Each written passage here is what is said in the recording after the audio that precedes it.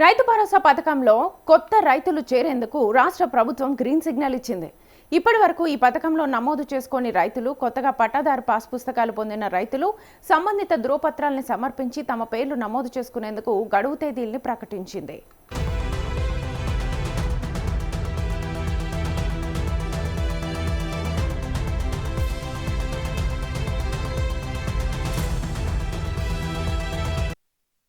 ఈ నెల 15వ తేదీ నాటికి పట్టాదారు పాస్ పుస్తకాలు పొందిన రైతులు రైతు భరోసా పథకానికి దరఖాస్తు చేసుకోవాలని సూచించింది.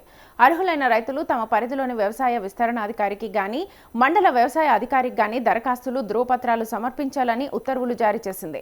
దరఖాస్తుతో పాటు పట్టాదారు పాస్ పుస్తకం, ఆధార్ కార్డు, బ్యాంక్ పాస్బుక్, మొదటి పేజీ జిరాక్స్ కాపీలతో పాటు రైతు భరోసా దరఖాస్తు ఫారాలను సమర్పించాలని పేర్కొంది. దరఖాస్తులు, ధృవపత్రాలు సమర్పించేందుకు జూలై 5వ తేదీగా చివరి తేదీగా ప్రకటించింది.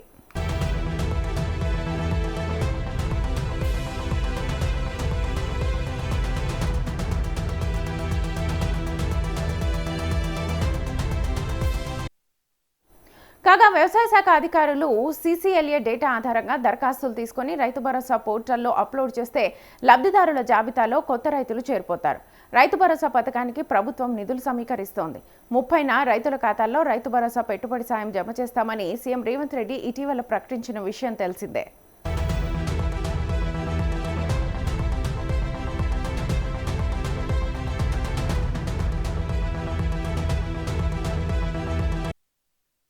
ఖమ్మం జిల్లా చింతకాని మండలంలో నిర్వహించే బహిరంగ సభలో ఈ నిధులను సీఎం విడుదల చేయనున్నారు.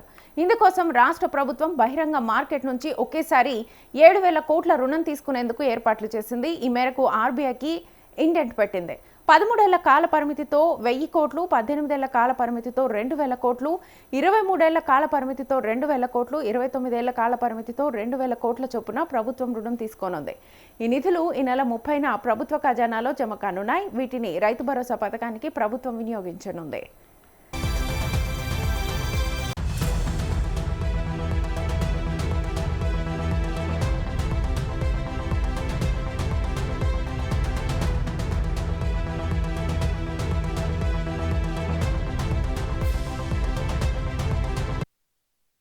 రాష్ట్ర వ్యాప్తంగా సుమారు 73 లక్షల మంది పట్టాదారులు ఉన్నారు. నిరుడు ఖరీఫ్ సీజన్లో వీరికి ప్రభుత్వం 9 రోజుల్లో 9,000 కోట్ల నగదును బదిలీ చేసి రికార్డు సృష్టించింది. ఇప్పుడు కూడా అదే పద్ధతిలో వేసే అవకాశాలు ఉన్నాయి. ఈ మేరకు వ్యవసాయ శాఖ మంత్రి తుమ్మల నాగేశ్వరరావు కూడా ముఖ్యమంత్రి రేవంత్ రెడ్డికి విజ్ఞప్తి చేసినట్లుగా తెలుస్తోంది.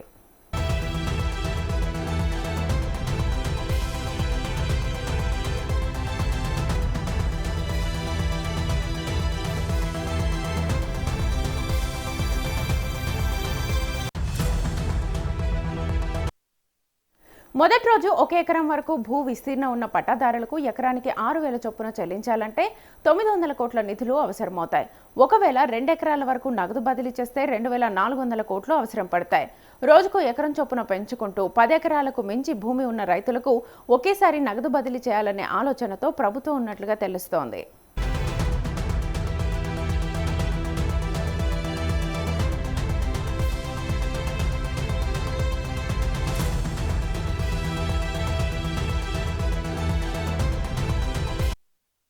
ఈ నెల 30న ప్రారంభిస్తే మధ్యలో జూలై 5న ఆదివారం వస్తోంది.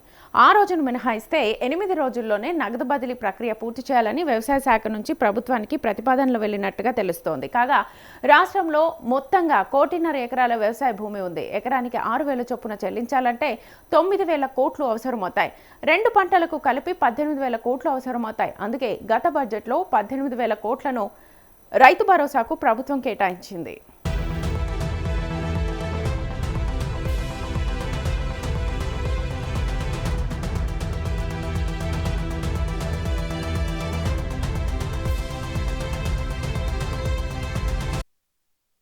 గడిచిన యాసంగి సీజన్లో 2 ఎకరాల వరకు మాత్రమే ప్రభుత్వం రైతు భరోసా చెల్లించింది. ఈ ఖరీఫ్లో మాత్రం పూర్తి స్థాయిలో చెల్లించేందుకు ప్రభుత్వం సిద్ధమవుతోంది.